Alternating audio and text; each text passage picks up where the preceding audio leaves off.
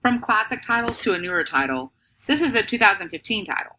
It is really funny and interesting in the way that it's written because it's alternating chapters and the voices of the two protagonists. The boy Stuart is 13 years old. He's a geek, a brilliant but socially awkward geek. Ashley is the 14-year-old girl in the same high school. They're forced to live with each other because their parents have fallen in love and decided to move in together.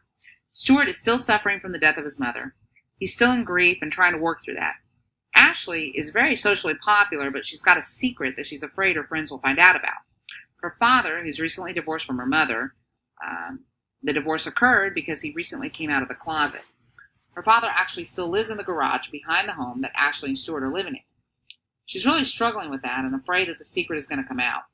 They pretty much resent the fact that they have to move in together, but it really is a hilarious back and forth about their two worlds and their forced situation.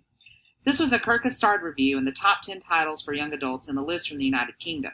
So for those of you who like a little humor in your realistic fiction, I hope you'll enjoy this one.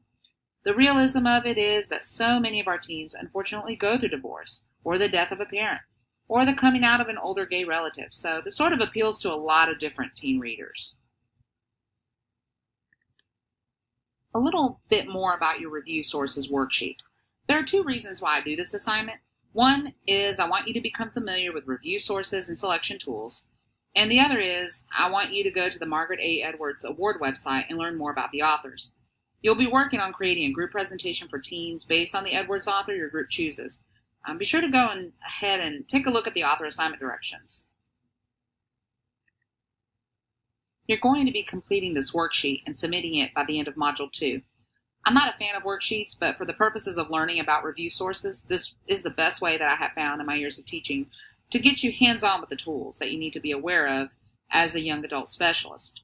It is a longer assignment, and it does take a lot of time to really thoroughly examine the tools, the online tools that I'm referring to.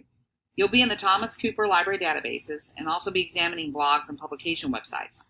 Be sure to allow plenty of time. I'll just warn you that I've had students wait and try to do it the night before, and then have to turn it around and turn it in late because it takes a lot longer than they had anticipated. I would do what I call chunking.